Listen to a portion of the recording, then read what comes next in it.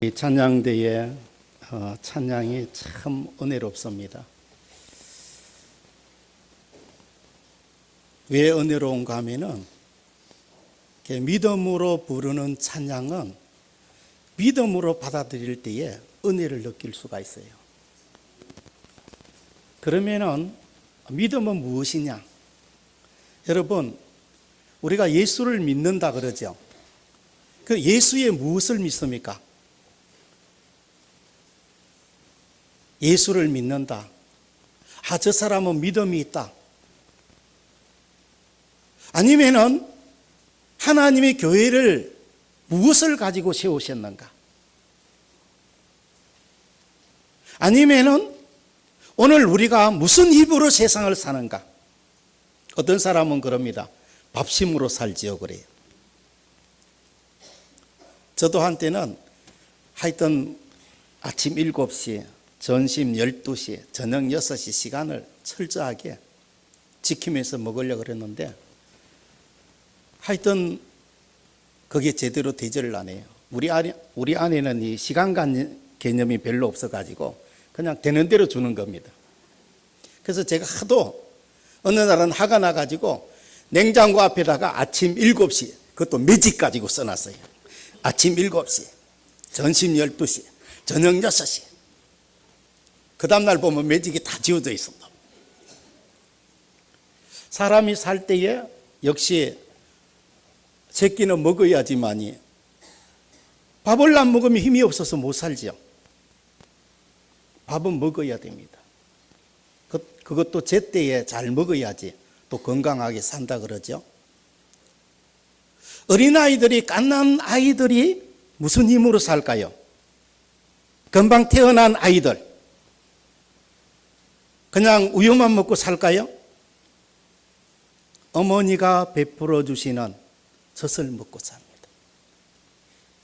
아이들이 누구의 힘을 힘입어서 살까요? 누구 때문에 살지요? 아이들이 부모들의 힘을 힘입어서 사는 거죠.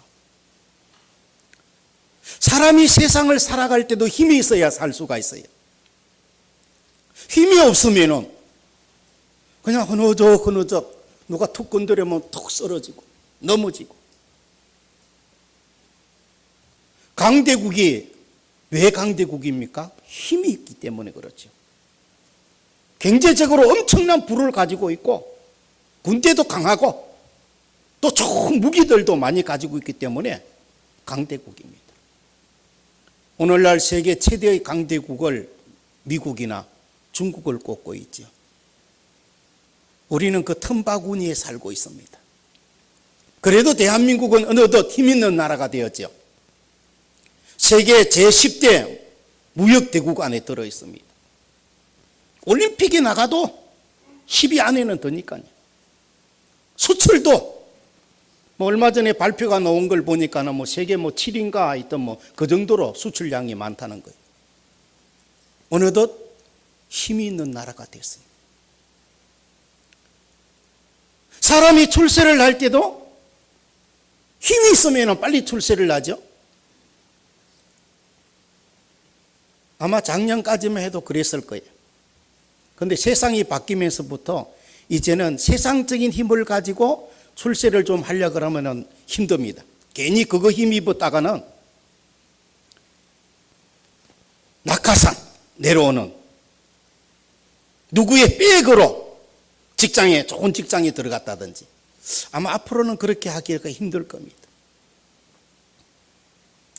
과거에 그렇게 하늘을 나는 새도 떨어뜨리던 사람들이 좀 다들 붙잡혀가고 조사받고 재판받고 대통령 했던 사람들도 감옥에 갇혀 있으니까요. 우리나라의 긴 역사적 안목에서 볼 때는 어떤 의미에서는 세상이 한 번씩 뒤바뀌는 것도 국가적 차원에서는 좋은 일이라고 볼 수가 있습니다. 어떤 사람들은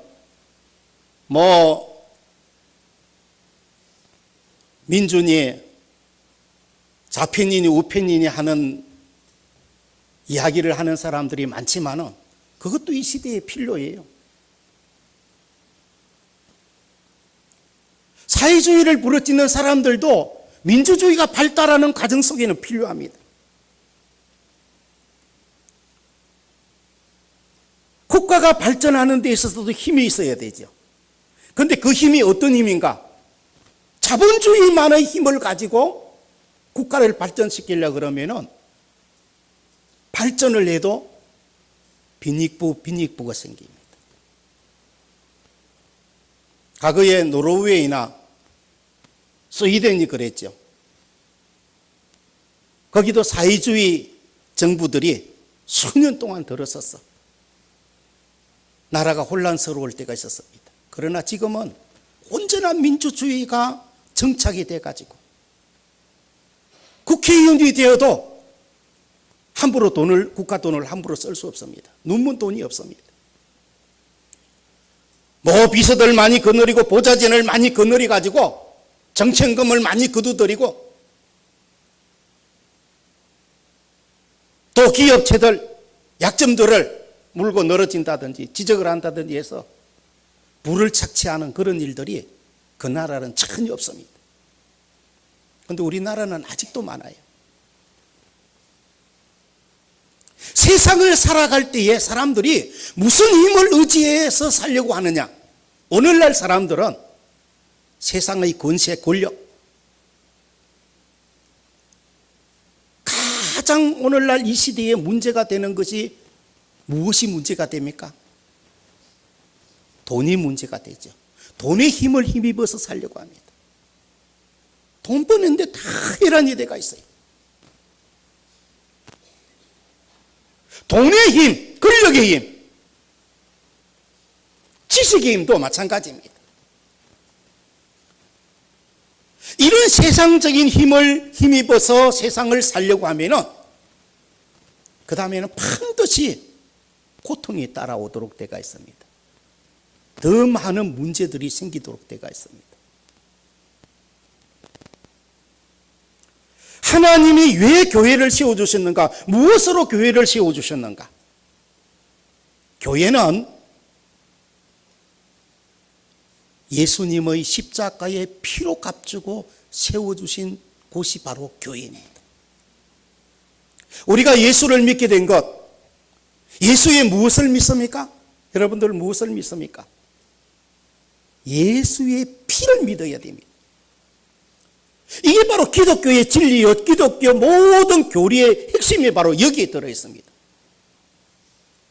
믿음의 본질은 예수님의 십자가의 피를 얼마만큼 내가 믿느냐에 믿음의 척도가 달려있다는 것입니다. 여러분 재직들로 부르심을 받았죠? 재직의 힘은 어디서 나오는가? 돈에서 나옵니까? 건강에서 나옵니까? 명예나 권세에서 나옵니까? 절대로 그렇지 않습니다. 세상적인 명예나 권세, 세상적인 지식을 가지고 내가 재직으로서 좀 열심히 봉사해야 되겠다. 그러면 재직으로서의 낙제 점수입니다. 하나님의 교회는 성도들 자체가 예수의 피를 힘입을 때에, 예수님의 피를 생각하고 그 피를 의지할 때에 비로소 하나님이 어떤 분이신가? 나는 어떤 존재인가? 왜 하나님이 교회를 세우셨고 왜 하나님의 교회에 귀한 일꾼들로 세워주셨는가? 사명감을 가지고 일을 할 수가 있습니다. 오늘날 많은 성도들이, 많은 사역자들이 이 예수님의 십자가의 피를 의지하지 아니하고 피를 힘입지 아니하고 자기 힘이나 자기 지식이나 자기 능력, 자기 경험, 자기 두뇌, 아이디어, 자기 생각으로 하나님의 일을 하려고 합니다. 그러면은 반드시 거기에는 악한 영이 역사하도록 때가 있다라고 하는 것입니다. 재직이 된 것 권세가 아닙니다.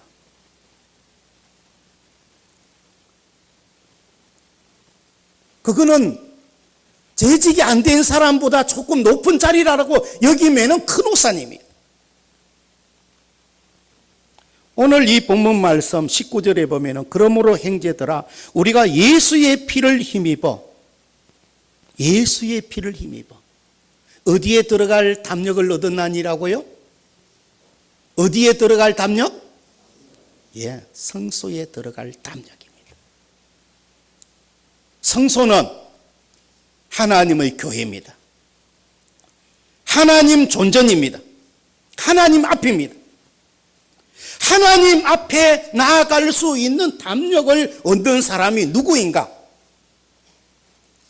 예수의 피를 힘입어야 된다는 것입니다. 예수의 피는 무엇을 의미할까요? 예수님은 하나님이십니다. 삼위일체 중에 한 분이신 권세와 영광이 동등하신 분이시죠. 자기 백성들을 저희 죄악 가운데서 구원하시기 위해서 인간의 형상을 입고 육신을 입고 이 땅에 오신 그분이 바로 예수 그리스도입니다. 높고 높은 보좌에서 미물보다도 못하고 그 죄와 허물로 말미암아 영원히 지옥불 구덩이에 떨어질 수밖에 없는 나 같은 죄인을 구원해 주시기 위해서 이 땅에 오셔서 그 많은 멸시와 천대를 받으시고 자기 백성들의 죄와 허물을 다 짊어지시고 십자가에 달려 나를 위해서 우리를 위해서 흘리신 보혈의 피, 그것을 내가 믿어야 된다라고 하는 사실입니다. 그것을 내가 의지해야 됩니다. 그것을 바로 힘입어야 된다라고 하는 사실입니다. 그러면은 여기 힘입는다, 입는다라고 하는 이 말은 무슨 말일까요? 예수의 피를 힘입어, 힘입는다. 늘 생각해야 됩니다. 자나깨나 예수님의 십자가를 생각해야 됩니다. 예수님 앞에 나 자신을 내어놓아야 됩니다. 예수님을 사랑해야 되고 의지해야 되고 예수님의 말씀을 늘 묵상할 줄 아는 사람, 예수의 피를 힘입는 것입니다. 어린 자녀들이 누구의 힘을 힘입어서 삽니까? 부모의 힘을 힘입어서 사는 거죠. 부모 때문에 자녀들이 태어났고 사는 겁니다. 형제들이 왜 형제 우애를 내야 됩니까? 부모의 피를 나누어 가졌기 때문에. 그래서 피는 무엇보다 진하다고요? 물보다 진하다는 겁니다.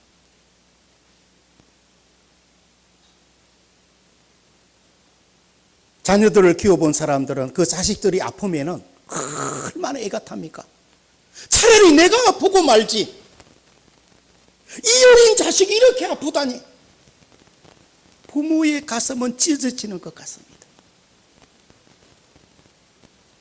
행여나 잘못될까 봐서, 잘못된 길로 나아갈까 봐서, 자녀들이 배고파 하지 않기 위해서 부모들은 열심히 일을 하는 거죠.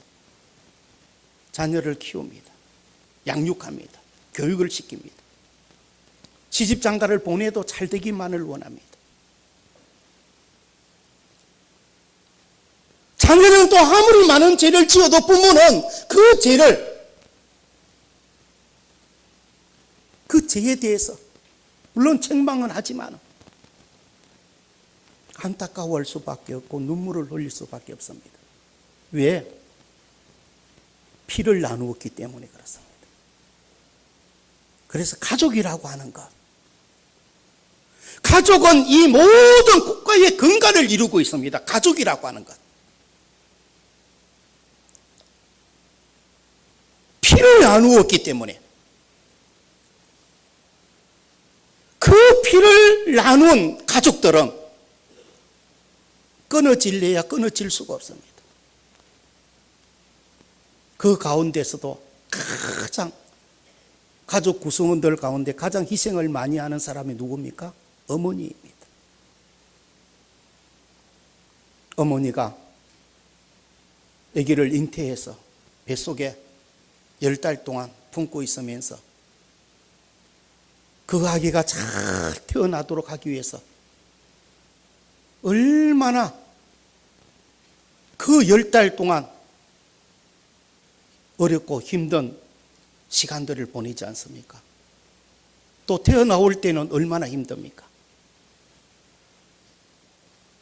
아기가 태어났었을 때 새 생명을 볼 때에 얼마나 뿌듯합니까? 이제 우리 가족 식구가 생겼구나, 자식이 생겼구나. 그런 어머니의 지극정성으로 태어나서 양육받은 자녀들, 어머니 앞에 어리광을 부리기도 하고 때로는 투정을 부리기도 하고,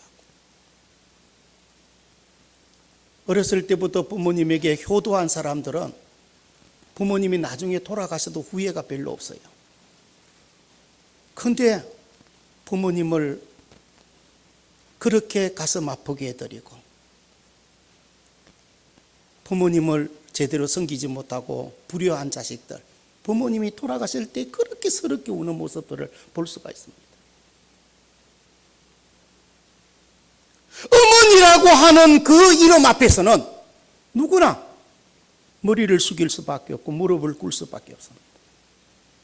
왜 그렇습니까? 피를 가졌기 때문에 그렇습니다. 우리가 이 세상을 살아갈 때에 무슨 힘을 힘입어서 사느냐, 이 대단히 중요합니다. 오늘날 한국 사회의 사람들이 진정 힘입어야 될 것을 힘입지 아니하고 세상의 권력이나 권세나 세상의 물질을 너무 의지하고 있습니다. 그래서 결혼도 자꾸만 늦어지고 가정을 이루어도 자식들을 제대로 낳지도 않고 너무 이기적으로만 살려고 합니다. 그저 자기 힘으로만 살려고 하는 사람들이 또 많습니다. 인간은 사회적 동물입니다. 혼자서 살 수 없어요. 반드시 가족이 있어야 됩니다. 가족 식구들은 자꾸만 불어나야 돼요. 어떤 사회학자가 그랬죠. 우리나라 앞으로 한 200~300년 정도 가면은 나라가 없어질지 모른다고. 왜? 시집장가를 안 가니까.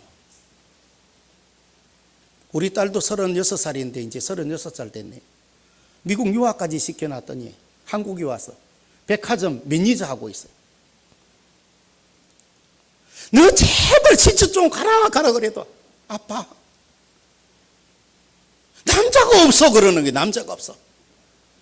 너 눈을 좀 낮추라. 남자 천재다. 온 세상에 남자 아니면 여자다. 근데 남자가 남자로 보이지를 않는다는 겁니다. 참 환장할 노릇이죠. 저것만은 23살에 제한테 시집 왔거든요. 지금 36살이니까 올해 이제 횟수가 지나가지고. 얼굴도 잘생겨서 키도 커요. 영어도 잘해. 그래서 그 백화점, 자기가 매니저 하고 있는 백화점, 그 백화점 중에서 제일 매출이 제일 많이 올라. 얘가 원체 세련됐기 때문에. 외국인들 탁 보면 영어로 몇 마디 척척 하니까는 뭐, 다른 매점에서는 다 이렇게 막 쳐다보고만 있는 거지. 그 브랜드가 그래도 전국에 한 30개 정도 된다는데, 백화점들마다. 얘가 매니저 하고 있는 그 가게가 제일 늘 1등 아니면 2등을 한다는 게 매출을 많이 올리기 때문에. 근데 저는 그것보다도 어떻게 하든지 빨리 믿음의 배우자를 만나서 가정을 이루어야 되는데 시집을 안 가려고 그래요. 그래서 제가 어느 날은 진작에 물어봤어요. 야, 너 어떤 남자가 좋으니? 그동안 하여튼 한 10명 정도는 뭐 이 사람 저 사람 소개해주고 저도 몇 명 붙여주고 그랬는데 하나도 마음에 안 든대요. 어느 날 조용히 물어봤더니 얘가 불쑥 하는 말이 아빠 같은 남자가 없어 그러니. 그 순간에 저는 망치로 가지고 머리를 한 방 맞은 기분이었어요. 멍해졌어요. 하하, 얘가요. 그래서 제가 그랬어요. 아니, 얘야. 아빠 같은 남자는 세상에 한 명밖에 없어. 아빠 같은 남자를 기준으로 삼고 찾으니까 어디 있습니까, 도대체? 참 걱정스러운데, 이게 뭐 요즘 우리나라의 보편적 그냥 시대 사조님 어떡하겠어요? 그래서 TV 프로그램 가운데서도 뭐 미우새가 있다며? 미운 오리 새끼가 아니고 미운 우리 새끼. 그 프로그램이 그렇게 뭐 시청률이 많다고 해서 뭐 틀기만 하면 그게 막 얼마나 몇 곳에서 나오는지 몰라. 그 제일 꼴 보기 싫어요, 저는. 미운 우리 새끼. 거기 나오는 어머니들은 참 멋있는 어머들이 나와가지고 이야기도 잘해요. 근데 그 나오는 아들들, 장가를 안 갔거든. 벌써 50도 가까이 된 아들도 있고, 그냥. 보통 40 넘고, 그냥.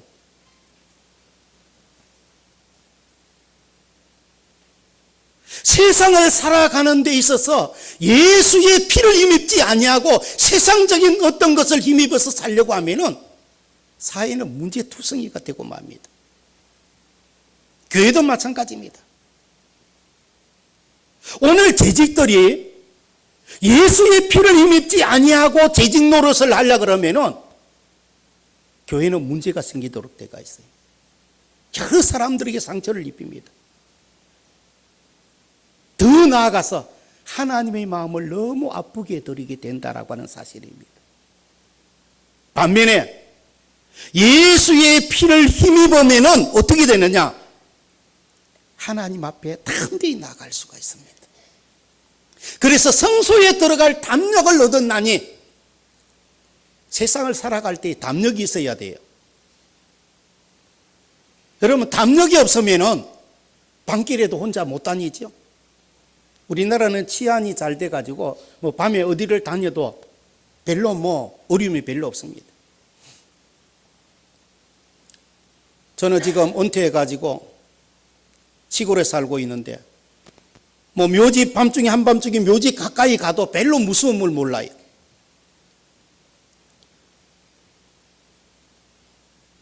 더구나 제 어렸을 때의 그 시골 동네, 꼭 읍에서 우리 동네까지 오는데 한 10리 정도 되는데 그 오는 중간에 꼭 그 공동묘지가 있어요. 근데 어렸을 때 얼마나 그 공동묘지 이야기를 많이 들었는지 몰라. 시골에 소팔로 가가지고 소를 팔고 한잔하고, 근데 그 공동묘지 앞으로 이제 밤늦게 이제 이렇게 오는데 비도 부슬부슬 오고 꼭 거기서 도깨비가 나타난다는 겁니다. 또 뭐 저 무덤 어디 뒤에서 하얀 소복을 입은 여자가 뭐 우는 소리가 들리니 뭐 귀신 나오는 이야기. 그런 일들이 옛날에는 참 많아. 실제로 그런 일들도 있었고, 그런 귀신 이야기들. 더구나 여름밤 마당에 멍석이나 깔고 또 모깃불 피워놓고 옛날 이야기 하게 되면 그런 귀신 이야기들 많이 하죠. 근데 요즘은 귀신 이야기들이 쑥 들어갔어요. 다 담력들이 생겼기 때문에 그렇습니다. 원체 전기불들이 온 천지에 다 켜져 있기 때문에. 그런데 진정한 담력은 예수의 피를 힘입을 때에 비로소 진정한 용기가 생긴다라고 하는 사실입니다. 재직으로서 일할 용기, 하나님의 나라를 이루는 사역에 일할 수 있는 그런 용기, 담력, 예수의 피를 힘입어야 됩니다. 이 가장 기초적이고 기본적인 이 진리를 알지 못하고 재직을 하려고 그러면은 하나님과는 상관없는 사람입니다. 믿음도 마찬가지입니다. 믿음의 본질이 바로 여기에 있습니다. 우리나라는 과거 일제 36년을 피지배 민족으로 살았고 6.25 동란을 거치면서 폐허가 됐어요. 그런데 왜 이 나라가 이렇게 이제는 선진국의 대열에 들어설 수 있게 됐는가? 예수의 피를 힘입고 살려고 했던 사람들이 많아졌기 때문에, 우리 기독교 때문에 대한민국은 발전하게 된 겁니다. 기독교의 상징이 뭡니까? 기독교 상징? 교회의 상징이 뭐지요? 뭐 우리 개신교회는 뒤에 십자가가 없습니다만 교회의 상징이 뭡니까? 십자가입니다. 기독교의 상징은 십자가입니다. 그런데 그 십자가의 의미가 무엇이냐 말입니다. 십자가에 우리의 모든 죄와 허물과 문제를 다 짊어지시고 이 세상을 강하고 담대하게 살아갈 수 있는 희망과 용기를 주시기 위해서 보혈의 피를 흘려주신 예수 그리스도를 내가 믿을 때에, 주님 보혈의 피를 믿습니다. 주님 보혈의 피를 바라봅니다. 주님 보혈의 피를 의지합니다. 주님의 십자가의 피를 의지하게 될 때에 나 자신이 누구인가를 발견하게 됩니다. 내가 죄인이요, 미물보다도 못한 존재요, 하나님이 왜 나 같은 죄인을 이렇게 구원해 주셨고 왜 사랑해 주시고 축복해 주시고 인도해 주시고 있을까?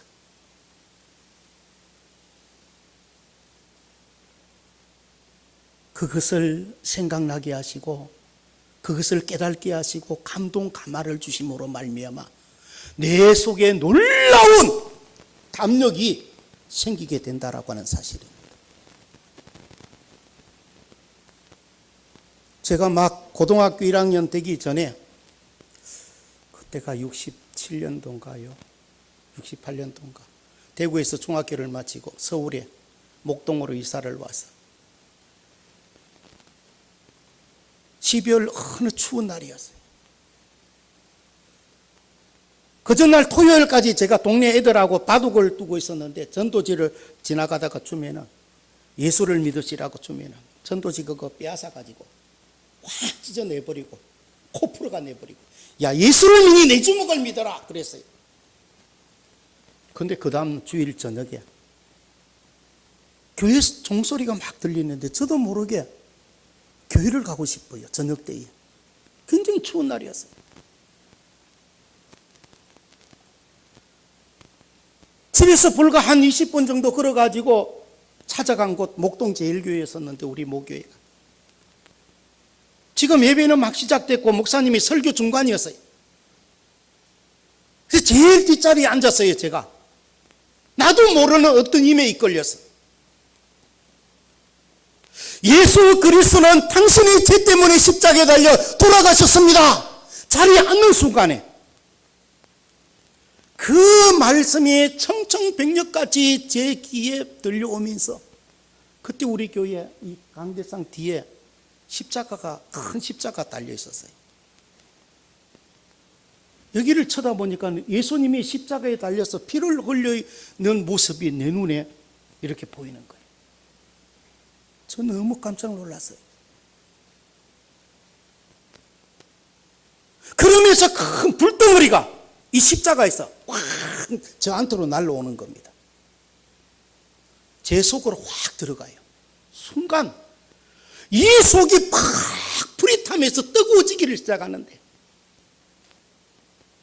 눈앞에 영화 필름같이 어렸을 때부터 지었던 죄들이 쫙 지나갑니다. 너가 이러이러한 죄를 지었지, 이런 죄를 지었지, 죄를 지었지. 예, 내가 그런 죄를 지었습니다. 죄인인 것을 고백하지 않을 수가 없었어요. 한없는 뜨거운 눈물이 흘러나오면서, 그러면서 그 말씀이, 예수님은 하나님이십니다. 하나님이 저와 여러분들의 죄를 용서해 주시기 위해서 십자가의 고난을 받으시고 물과 피를 다 쏟아주셨습니다. 십자가의 피로 값주고 우리를 구원해 주셨습니다. 하나님의 자녀로 삼아주셨습니다.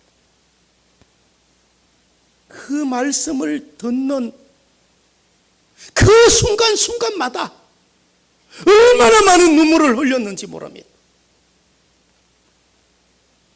첫날 첫 시간에 나중에 알고 봤더니 그게 성령이 불세례를 받아버렸어요.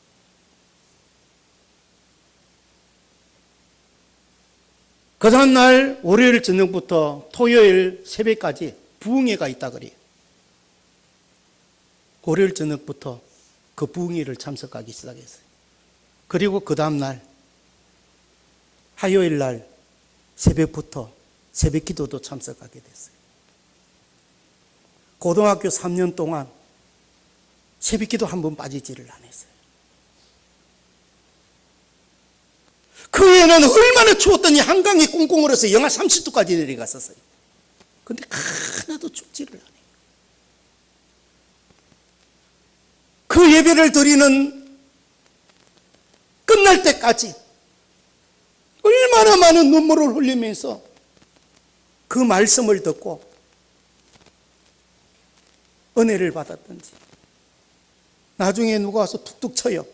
예배 다 끝났습니다 그래요. 저는 끝날 줄도 몰랐어요. 보니까 제 혼자밖에 없어요. 사찰비사님이 예배 다 끝났다고 이제 청소하고 있어요. 얼마나 많은 눈물을 흘렸는지 이게 뭐 물동이를 쏟은 것 같아요. 이 밑에 자리 밑에. 일주일 동안 부흥회를 참석하면서 새벽, 낮 집회, 저녁 집회. 그 다음 주일 중고등부 학생 예배에 가서 예배 드리고 그때서부터 전도를 하기를 시작했어요. 교회 나간 지 일주일 만에. 고등학교 3학년 때까지 제가 학생회장을 하고 나서 이제는 졸업을 할 때쯤 돼서 학생들 기록 카드를 이렇게 제가 쭉 보니까는 우리 학생들이 한 100명이 넘었는데 무려 100명이 넘는 학생들의 그 기록 카드에 인도자가 이정민으로 적혀 있었어요. 내가 언제 얘를 전도했지? 언제 전도했지?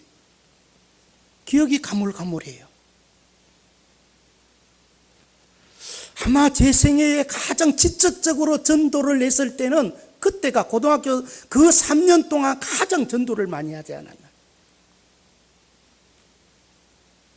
고등학교를 졸업하자마자 그래서 총신대학을 가게 된 거죠. 하나님이 그것도 강권적인 은혜를 주셔가지고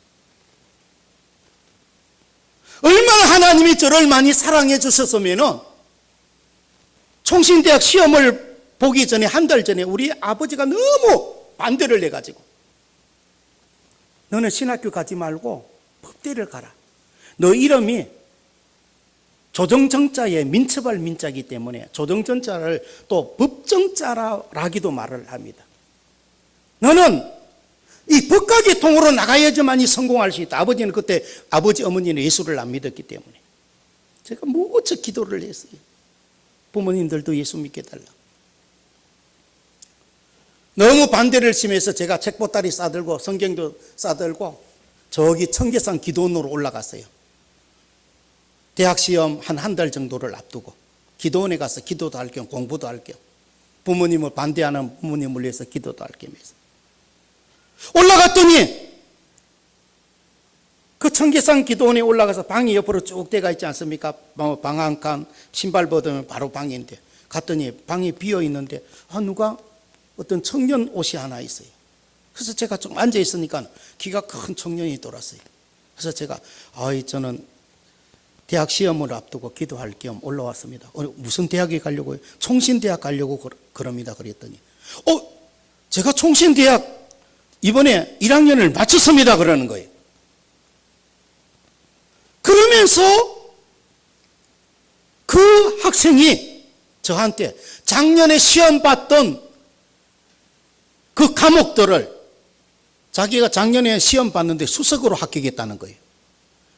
총신대학 수석으로 합격한 학생이 들어있는 기도원 방에 제가 들어간 거예요. 그래서 쭉 이야기를 해주는 거예요. 국어 문제는 이렇고 성경 문제는 이렇고 뭐 쭉쭉 이야기를 해주는 거. 제가 그냥 이렇게 막 대충 적었어요. 그런데 총신대학 시험 보는 날, 시험지를 받아보는 순간 기절초풍할 뻔했어요. 왜? 작년에 봤던 시험 문제가 그대로 나왔어요. 거의 90%가 다 나왔어. 그러니 합격했어요, 안 했겠어요? 하나님이 너무 기가 막히게 전도를 그렇게 많이 하게 해주시고 신학교도 그냥 당당하게 들어갈 수 있도록 그냥.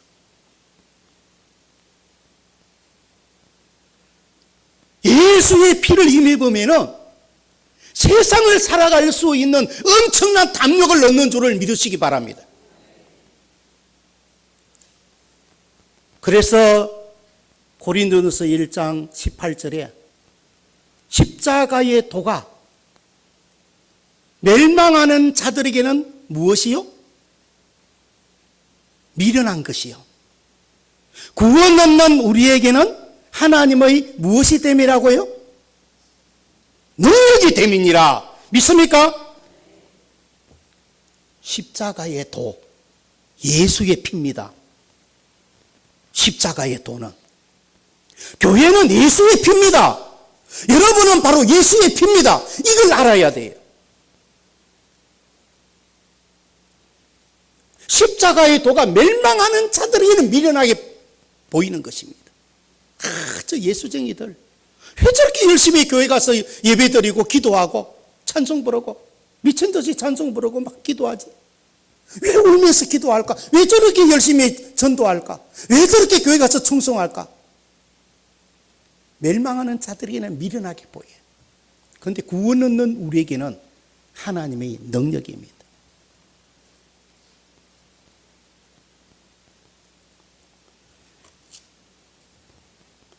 갈라디아서 2장 20절에 보면은 내가 그리스도와 함께 십자가에 못 박혀 죽었나니 이제 내가 사는 것은 내가 사는 것이 아니라 내 속에 살아계시는 그리스도께서 사는 것이라 라고 말씀하고 있습니다. 이게 십자가의 능력입니다. 내가 사는 것, 내가 사는 것이 아닙니다. 오늘날 얼마나 많은 사람들이 내가 살려고 발버둥치, 내가 출세하려고 하고 내가 무엇을 하려고 합니다. 교회 봉사도 내가 뭘 하려고 합니다. 십자가의 피를 의지하지 않고 십자가의 피를 힘입지 않고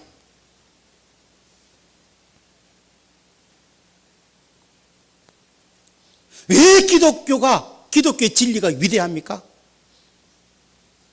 십자가의 피를 힘입게 되면 나는 한없이 낮아지고 종이 되어지는 겁니다. 나라고 하는 존재는 죄인밖에 없습니다.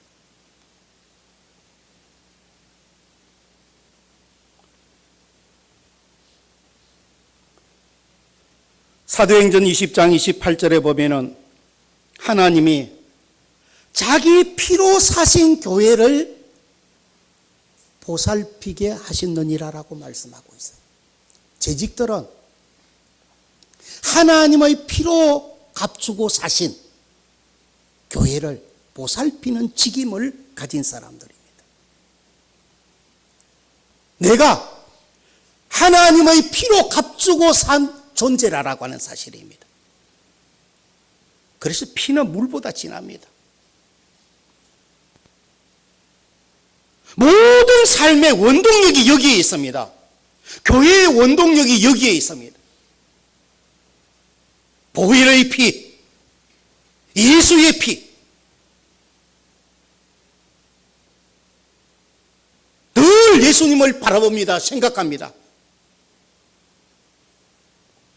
오늘 우리 재직들이 재직으로서의 사명을 감당하려면 반드시 세 가지를 꼭 기억해야 돼요. 첫 번째, 예수의 피입니다. 두 번째는 새로운 살 길입니다. 20절에 보면은 그 길은 우리를 위하여 휘장 가운데로 열어놓으신 새로운 살 길이요 휘장은 곧 그의 육체니라 라고 말씀하고 있어요.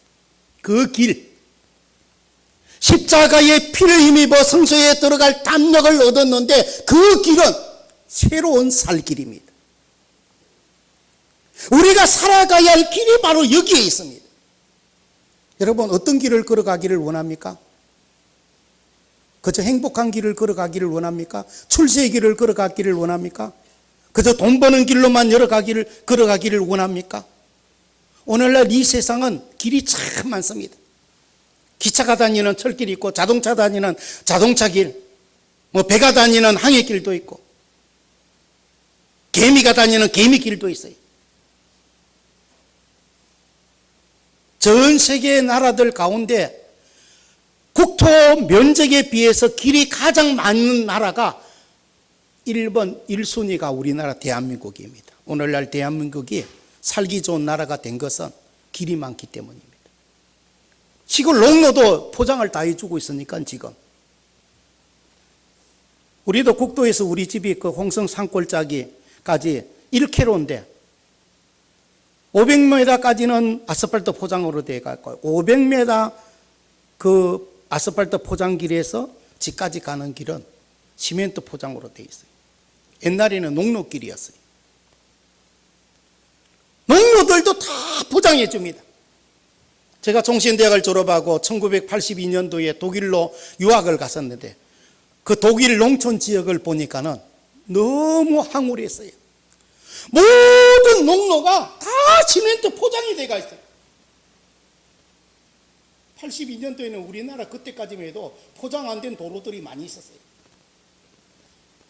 선거에 출마하는 사람들한테 우리 지역 제발 도로 좀 내달라고 그런 시대였어요.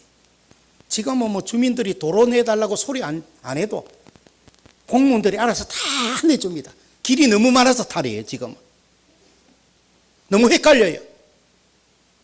길이 많아가지고. 오늘 우리가 걸어가야 할 그 길이 어떤 길인가? 예수님이 걸어가신 십자가의 길입니다. 여러분, 이 십자가의 길을 걸어가려고 하면은 십자가의 길은 얼핏 생각할 때는 고난의 길이죠. 그런데 거기에 놀라운 신비가 담겨 있습니다. 십자가를 지고 걸어가는 길. 구레네 사람 시몬이 억지로 십자가를 지고 골고다까지 올라갔죠. 저도 성지순례 가서 그 길을 한번 걸어가 봤습니다. 얼마나 창피스럽고 괴롭고 고통스러웠겠어요. 그런데 그 사람 이름이 성경에 다 기록이 되어 있거든. 엄청난 축복을 받았어요. 시골 무지랭이가 와가지고 성경에 이름이 기록되어지기까지 예수님의 십자가를 지고 갔기 때문에 오늘 우리가 걸어가야 할 길, 십자가의 길입니다. 그 길은 새로운 살 길이라고 분명히 말씀해 주고 있어요. 십자가의 길은 어렵고 힘들고 때로는 고통스러운 길 같지만은 그러나 그 길은 하나님이 함께 하시는 줄을 믿으시기를 바랍니다. 거기 놀라운 축복이 있습니다. 놀라운 신비가 거기에 들어 있습니다. 그래서 재직으로서의 사명을 감당하려고 하면은 때로는 어려움도 있습니다. 때로는 조금 멸시를 받을 때도 있고 왕따를 당할 수도 있고 업신여김을 당할 수도 있어요. 그럴 때마다 무엇을 생각해야 되는 예수님의 십자가의 피를 생각해야 됩니다. 주님 걸어가신 그 길. 그것만 생각하면은 그 모든 고통은 싹 사라집니다. 그 대신에 무엇이 벅차오르는가? 하나님이 나에게 주시는 그 신비한 능력이 내 속에서 확 벅차고 올라옵니다. 새로운 힘이 막 솟습니다. 이게 십자가의 능력입니다. 원수 같은 사람이 있어도 이해할 수 있고 용납할 수가 있어요. 다 용서해 줄 수가 있어요. 나는 저 사람 꼴 보기가 싫어. 예수의 십자가의 피를 힘입으면 꼴 보기 싫은 사람 한 사람도 없어요. 그 사람의 영혼이 얼마나 불쌍한지 몰라요. 그래서 기도해 줄 수밖에 없어요. 사랑해 줄 수밖에 없어요. 섬겨 줄 수밖에 없어요.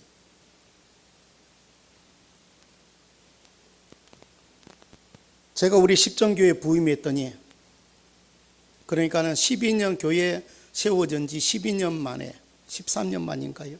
일대 목사 10년 동안 하면서 간암에 걸려서 교회에서 죽어나갔어요. 얼마나 교인들이 속을 썩겠으면 목사가 간암이 걸려서 죽어나갔겠어요. 2층에서 교인들이 간을 이렇게 메고 내려오는데 복수가 터져가지고 그 피가 간에서 출출 흘러내렸대. 이대 목사 부흥사가 왔어요. 2년 8개월 만에 도저히 못 견디가지고 그냥 미국으로 도망가 버렸어요. 제가 3대 목사로 왔거든요. 왔더니 우리 노예에서 목사님들이 하는 소리가, 아이고 이정민 목사 십정교회 잘못 왔네. 뭐 3년이나 버티겠나? 그랬는데 제가 와서 보니까는 교인들이 신앙이 너무 훌륭해요.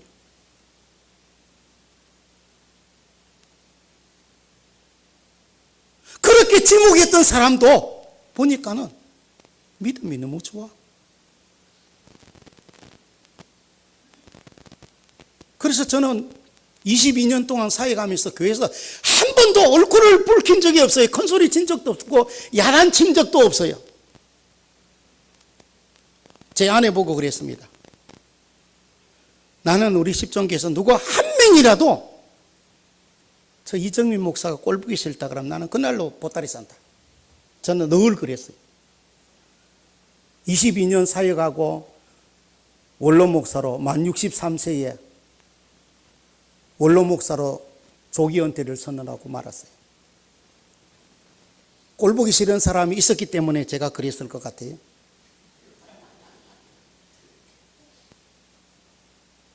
저는 은혜를 너무 많이 받았어요. 하나님의 은혜로 40일 금식 기도를 2번 할 수 있도록 해주셨어요. 예수님의 십자가의 그 피의 능력 너무 깊이 깨달았어요. 어느 누구도 저 앞에는 적수가 없어요. 대적할 사람이 아무도 없어요. 군대를 갔다 와서 총신대학 복학에서 2학년 2학기를 마치고 오살리 기도원에 가서 일주일 금식 기도하러 갔었는데 그만 거기에서 은혜를 받고 40일 금식 기도를 하게 됐거든. 그때 너무 많은 은혜를 받았어요. 그때서부터 제가 맡은 부서 가는 교회들마다 부흥하기를 시작해요. 3학년 때는 부평중앙교회, 부평에서 제일 큰 교회였어요. 그때 큰 건물이 있고 역 앞에 600명, 장년들이 600명 모이고 주일 학생들이 120명 모여요. 김원준 목사님, 돌아가신 김원준 목사님이 오라 그래서 제가 갔던 주일학교를 맡아달라고 그랬어요. 120명 되는 주일 학생들을 맡아가지고 주일 오후마다 전도하고 토요일마다 전도하고 한 2년 동안 했더니 주일 학생들이 많이 출석할 때는 한 700명 출석했어요. 작년들이 2년 만에 1200명으로 출석했어요. 부평중앙교회 가장 전성기를 이루었어요. 그때가. 그리고 나서 저는 독일로 유학 가버렸어요. 왜 그렇게 많이 부흥됐는가? 어린아이들이 은혜를 받고 자기 집에 가가지고 부모를 전도해서 교회를 막 데리고 오는 거예요. 어린아이들이 은혜를 받으니까. 그때 우리 주일학교 교사들이 100명이었어요. 100명. 30명은 정예병들. 주일 오후에 전도 갑니다. 그러면 한 30명은 딱 따라놨습니다. 토요일 전도 갑니다. 그 정예병들이 다 나와서 토요일 날 전도하는 겁니다. 그랬더니 전국에서 소문이 나가지고 주일마다 교회들이 각 교회에서 개나들 참 많이 왔어요. 그때 또 저희는 주일학교 교육 전문가가 돼가지고 어린이 교육선교회 해마다 여름 교사 강습회 거기 강의를 제가 근 한 15년 정도 했었죠. 하나님이 은혜를 주시는데 주체할 길이 없도록 너무 은혜를 많이 받다가 보니까는 목회도 너무 쉬워요. 그래서 제가 친구들한테 그랬어요. 야, 세상에서 제일 쉬운 일이 뭔지 아나? 목회다. 너무 재밌고. 왜 은혜를 너무 많이 받고 목회를 하면은 목회가 너무 쉬워요. 한 사람도 뭘 문제를 가지고 오는 사람이 없으니까.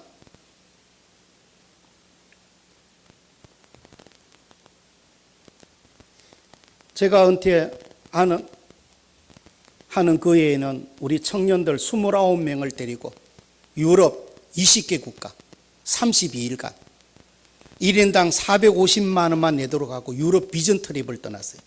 모스크바로부터 시작해서 저 영국 런던까지, 북유럽, 동유럽, 서유럽으로 해가지고 영국까지.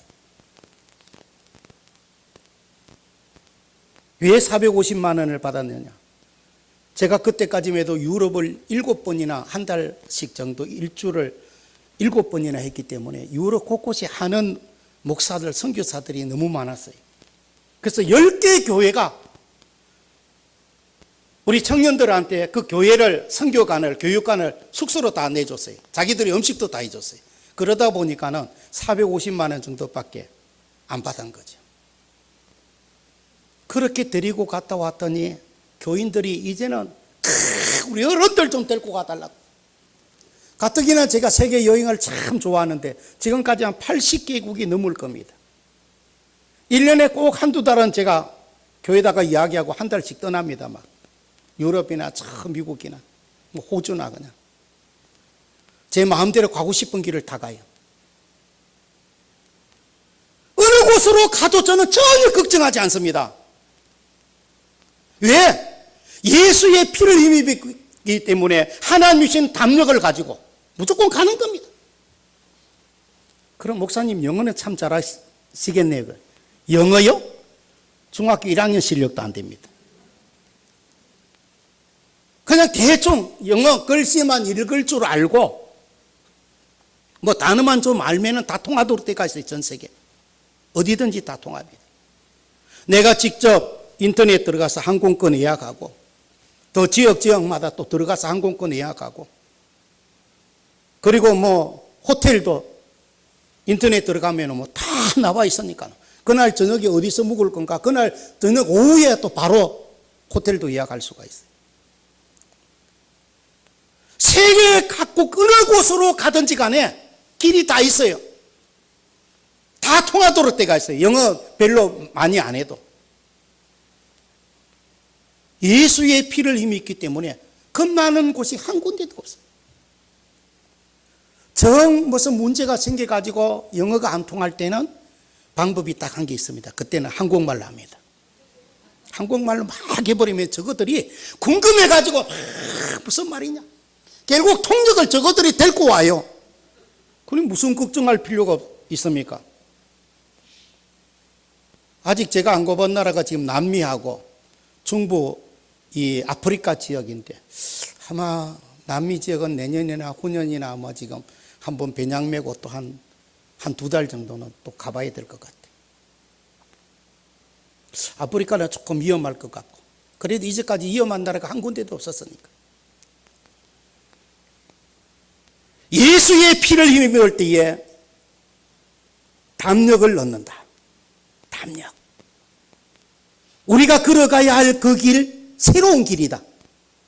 믿음의 길입니다. 십자가의 길입니다.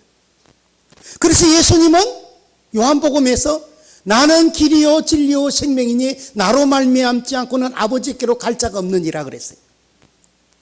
오늘 내 인생이 예수님의 길이 되어야 됩니다.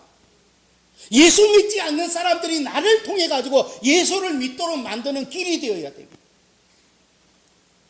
다윗이 왜 위대한 믿음의 용사입니까? 그가 통일 왕국의 왕이 되고 나서 왕으로 추대를 받고 나서 헤브론에서 이제 예루살렘을 도우지로 정하죠. 왕궁을 만들고 그리고 예루살렘의 그 해발 500m 되는 분지 지역입니다. 예루살렘은. 그 분지에서도 좀 높은 지대가 있어요. 언덕이 하나 있는데 그 언덕이 어떤 언덕이고 하면 시온의 언덕입니다. 시온의 언덕에다가 장막 성전을 세웠어요. 그리고 시온의 언덕을 향해서 가는 길을 넓은 대로를 만들었어요. 그게 시온의 대로입니다. 여러분 이사야서나 시편에 보면 시온의 대로가 나오죠. 시온의 따라하라고 하는 말씀이 많이 나옵니다. 성경에 보면은 시편에도 또 이사야서도 에레미야도 시온에 따라 나옵니다. 이스라엘 백성들, 히브리인들이 가지고 있는 사상이 어떤 사상인가 하면은 시오니즘의 사상입니다. 2000년 이상 나라가 없던 민족이 2차 대전이 끝나면서 야, 우리 시온으로 돌아가자, 시온으로 가자. 다윗의 신앙을 계승받아서 다시 한번 우리 이스라엘을 다시 세우고 부흥시키자, 그 말입니다. 그래서 예루살렘으로 다 돌아와서 결국 이스라엘이라고 하는 나라를 다시 복구시키죠. 그게 바로 시오니즘의 사상입니다. 일본은 어떤 사상을 가지고 있는가? 신토이즘의 사상을 가지고 있습니다. 신토. 일본은 정부에서 인정하는 공식 신만 해도 4만 개입니다. 신들의 나라입니다. 우상의 나라죠. 일본은 결국 망할 수밖에 없도록 때가 있습니다. 오늘 우리가 가져야 할 사상, 시오니즘의 사상입니다. 하나님 앞에 나아갈 수 있는 길을 대로를 만들어야 돼. 언제든지 뛰어나올 수 있는 길. 다윗은 왕궁에서 이 시온의 동산원에게서 세워진 그 장막 성전에 큰 도로를 만들어서 끊임없이 하나님 앞에 나아가기를 원했습니다. 가서 찬양하고 기도하고 예배드리고. 그래서 하나님은 내가 다윗을 만나니 내 마음에 합한 사람이로다. 사무엘 선지자를 통해서도 말씀하셨지만은 사도행전을 통해서도 말씀하시고 있어요. 그가 범죄해서 하나님의 진노도 받았지만은 그래도 가장 축복받은 믿음의 용사가 바로 다윗입니다. 세 번째로 재직이 알아야 될 것, 21절에 나타나 있습니다. 하나님의 집 다스리는 큰 제사장이 계시매. 오늘 하나님의 교회는 반드시 큰 제사장이 계시다라고 하는 이 사실을 기억해야 됩니다. 그 큰 제사장이 누구입니까? 예수님입니다.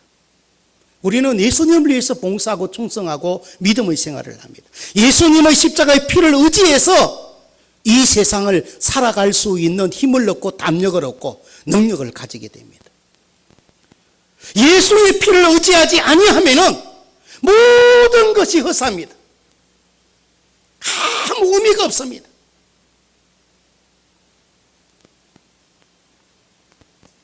하나님의 집 다스리는 큰 제사장, 교회는 예수님의 교회입니다. 교회는 어느 누구도 주인 행세를 하려고 하면 안 됩니다.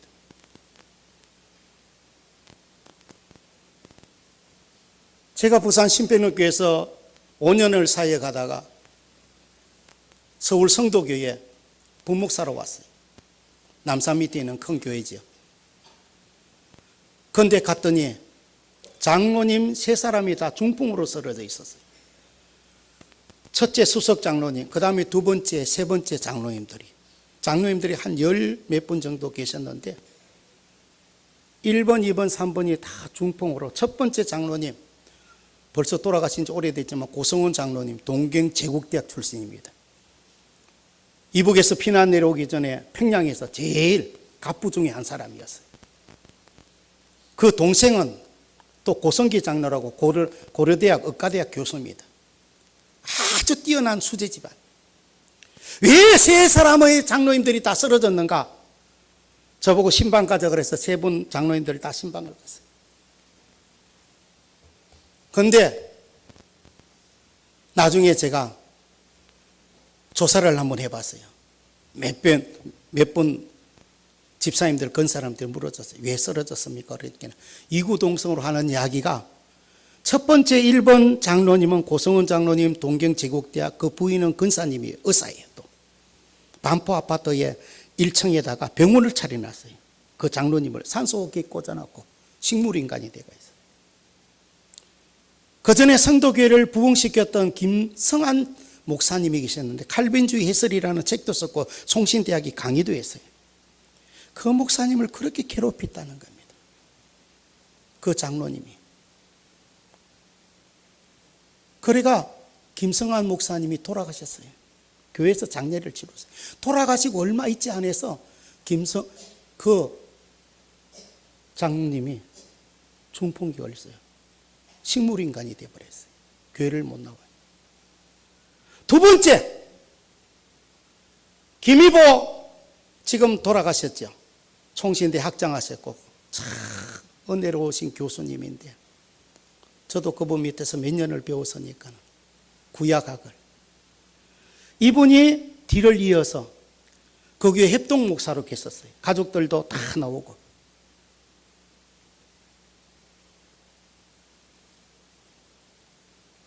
김희보 교수님이 담임 목사를 했는데 신학교 가서 총신대학에 강의도 해야 되고 목회도 해야 되고 너무 바쁩니다. 신방도 제대로 못해요. 그런데 두 번째 장로님, 저 성북동에 계시는 그 장로님, 매주일마다 김희보 목사님에게 목사님, 목사님은 설교는 너무 잘하시는데 왜 신방을 안 합니까? 교인들 아픈 사람도 있고 그런데 신방도 하고 막 그래야지. 늘 괴롭혔어요. 결국 3년인가 4년인가 만에 아이고 나는 하나님이 나에게 주신 은사는 가르치는 은사라서 나는 총신대학교로 가겠습니다. 저는 담임 목사 그만두겠습니다. 그러면 총신대학에 가버렸어요. 가시고 나니까 얼마 있지 않아서 두 번째 장로님 그만 중풍이 와서 오른쪽 다리를 못 씁니다. 교회를 못 나와요. 제가 가서 신방 가서 간단하게 설교를 하고 기도를 드리니까 막 눈물을 흘리면서 막 우시는 거예요. 아이고 이번에 은혜로우신 부목사님이 오셨다고 그러더니 정말 그렇군요 그러면서 목사님 내가 죄가 많습니다. 내가 죄가 많습니다. 하나님의 진노를 받아서 제가 중풍이 걸려서 교회를 못 나갑니다. 막 눈물을 흘리면서 그러는 거예요. 너무 안타까웠어요. 세 번째 장로님 성전대학 뒤에 살고 계셨어요. 거기도 이장로님이 또 신방 갔어요. 그분도 양쪽 다리를 못 써요. 교회를 못 오시는 거예요. 그분은 왜 그리 됐는가? 김희보 목사님이 떠나고 나신 뒤에 부산 남부민중앙교회 벼랑은 이름이 생각이 안 나죠. 제가 은퇴한 이유 중에 하나도 그겁니다. 벼랑은 사람 이름이 생각이 안 나요. 어느 날 예배 끝나고 안수 기도를 해달라고 저 뒤에서 나가다가 또 들어오는데 제가 가운 입고 내려갔거든요. 인사를 하고 안수 기도를 하고 오는데 돌을 때는 제 앞에 올 때는 이름이 생각이 났어요. 근데 기도를 하는데 이 사람 이름이 생각이 안 나는 거예요. 이름이 순간 당황해가지고 그래서 그냥 그만 이 영혼을 그랬어요. 이 영혼을 그러면 뭐 대충 맞는 건 아닙니까? 했던 이름을 안 부르더라도 이름이 잘 생각이. 세 번째 오신 이제 이름이 생각이 나네. 장경도 목사님. 그분 지극히 경상도 사투리를 쓰는 목사. 설교 끝나고 나면은 세 번째 장로님, 그분이 수석 장로님이 됐는데 목사님 너무 경상도 사투리를 많이 씁니다.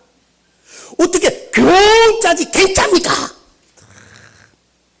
저도 경자가 발음이 안 되거든요. 늘 그냥 갱갱 그러거든. 병이지 왜 갱입니까? 병이지 왜 병입니까? 그러면 얼마나 목사님이 그냥 너무 그냥 속을 상하게 만들어. 그래 너무 견디다 못해서 7년인가요? 만에 저 홍령교인가 어디 그쪽으로 가버렸어요. 목사님 가시고 난데 얼마 안 있어서 그분이 중풍이 걸려버렸어요. 세 사람 1, 2, 3번.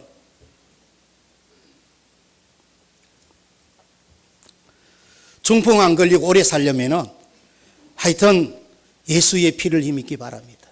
사람을 너무 보고 사람의 허물을 탓하려고 하지 말고 예수의 피를 힘입으면 회개할 것밖에 없습니다. 용서할 것밖에 없습니다. 그래서 베드로가 형제가 죄를 지으면 7번까지 용서하오리까 그랬어요.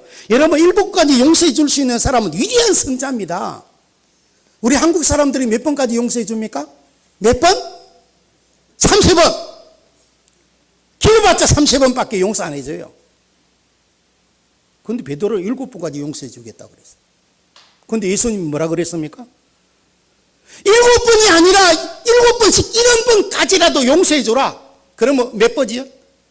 곱하기 77에 49? 490번입니다. 죽도록까지 용서해 주라는 겁니다. 용서해 주면 내 마음이 한없이 편해지고 행복해집니다. 이게 예수님의 십자가의 피를 의지할 때 많이 생길 수 있는 하나님의 능력입니다. 시어머니가 믿습니까? 고부간의 갈등, 우리 한국의 문제지요. 예수님의 피를 믿기를 바랍니다. 힘있게 바랍니다. 그러면은 내 어머니보다 더 잘 섬길 수 있어요. 저는 우리 집 제 아내 마누라를 칭찬하면 팔불출이라 그랬는데 저는 참 장가를 잘 갔어요. 5대쯤 있는 집안, 이 최장론의 셋째 딸이니까. 셋째 딸 물어보지도 않고 데려간다 그러잖아요. 채씨라서 조금 문제지만. 근데 한 번도 화내는 일이 없어요, 이제까지. 하여튼 시집 와서는 제가 막 차단치고 그러면 막 큰 눈에서 눈물만 이렇게 막 그러더니 이제는 한 10년 이상 사니까는 그 다음에는 야단쳐도 그냥 생글생글 웃기만 하고 그냥 니는 아무리 야단쳐봐라 귀찮은 같다 그러면서 그냥 지금도 그냥 제가 화내는 사람은 유일하게 제 아내밖에 없어요. 교회에서도 이제까지 목회하면서도 아내밖에 없는 아내한테 이야기 화를 내면은 아내는 그저 막 웃기만 하고 있습니다. 그냥. 그리고 아침부터 밤늦게까지 늘 찬송만 불러요. 그래서 아마 저는 행복한 목회를 했는지 몰라요. 37년을 사회가면서 목회를 다 하고 나서 제가 신학 박사학위를 받았는데 미국에 가서 제 박사학위 논문이 뭔지 아십니까? 목회자의 영성과 휴식이 행복한 목회에 미치는 영향.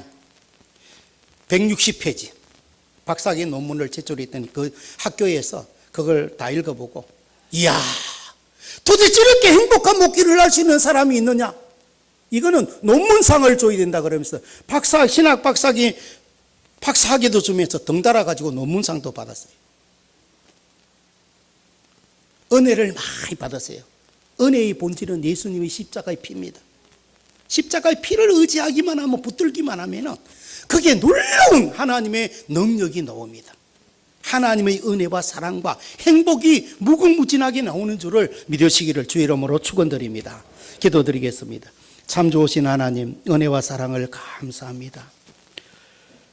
예수님의 십자가의 피로 값주고 사신 보리교회, 오늘날까지 한란도 역경도 고난도 있었지만은 하나님이 우리 김자영 목사님 보내주시고 다시 회복의 은혜를 베풀어 주심을 감사합니다. 더욱더 부흥하고 발전할 수 있도록 온 지직들이 예수의 십자가의 피를 힘입어서 성소에 들어갈 담력을 얻게 하시고 새로운 살 길을 걸어가기에 부족함이 없도록 하나님의 놀라운 능력과 은혜를 베풀어 주옵소서. 예수님의 이름으로 기도드리옵나이다. 아멘.